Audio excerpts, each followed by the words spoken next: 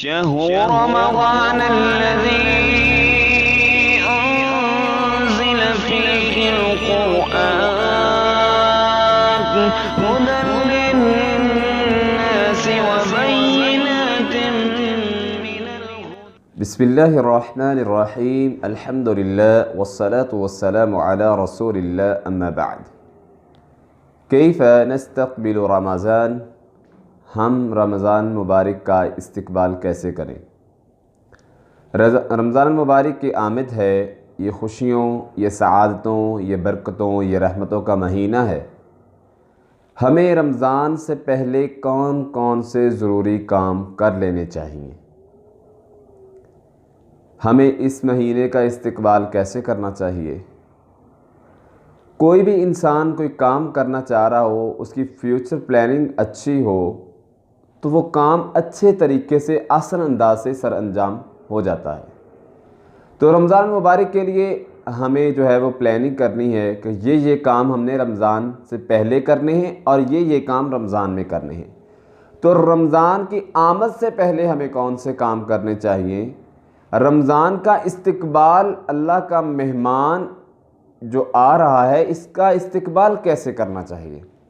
تو سب سے پہلا کام یہ ہے کہ ہمیں اپنی نیت کو خالص کرنا چاہیے کہ رمضان مبارک آ رہا ہے اور میں اس میں روزے رکھوں گا، اور روزے خالصتاً میرے اللہ کی رضا کے لیے ہوں گے، کوئی دنیا کو دکھلاوا مقصود نہیں ہوگا۔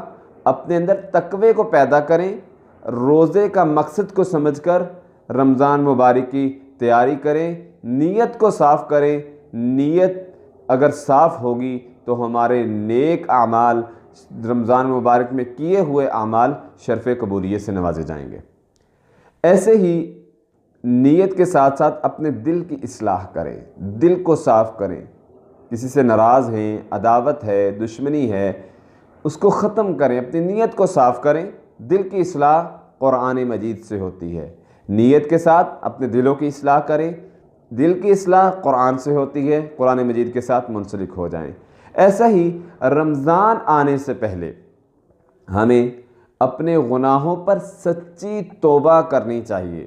توبہ تو انسان کو ہر وقت ہی کرنی چاہیے، لیکن رمضان جہاں بخشش کا مہینہ ہے تو ہمیں چاہیے رمضان سے پہلے، ہم رمضان میں داخل ہونے سے پہلے ہی اپنے آپ کو پاک کر لیں، توبہ کر کے رمضان میں داخل ہوں، نہ کہ رمضان مہمان آئے تو اس وقت ہم توبہ کریں۔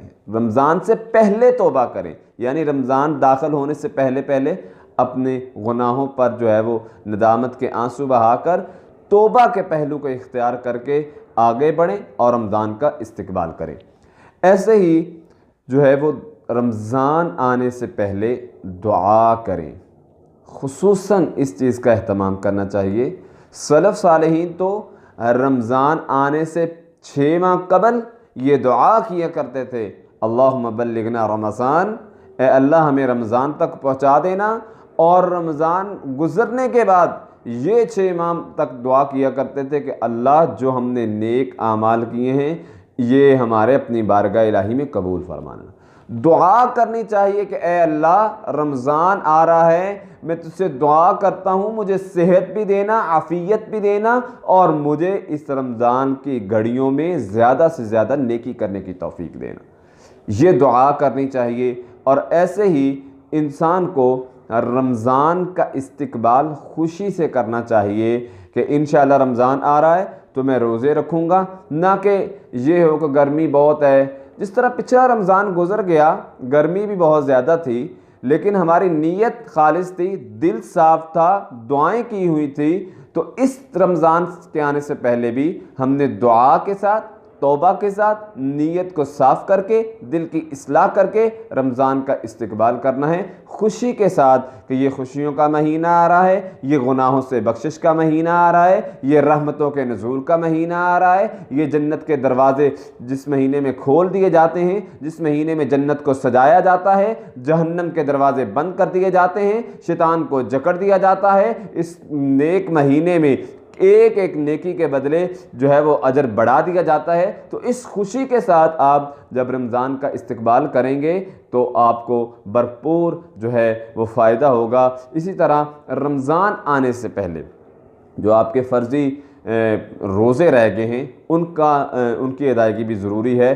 رمضان جس طرح ہم قرض جو ہے وہ حج پہ جانا ہو تو قرض ادا کر کے جاتے ہیں، ایک فریضہ ادا کرنا جا رہے ہیں ہم، تو اب اس فرض کو ادا کرنے سے پہلے جو کوئی قرض رہتا ہے اس کو ادا کرتے ہیں۔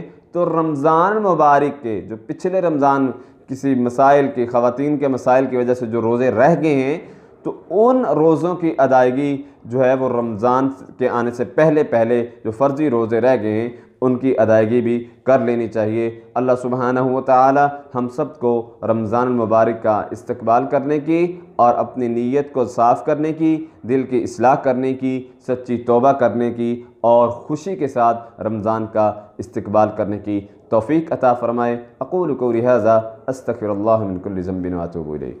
شهر رمضان الذي أنزل فيه القرآن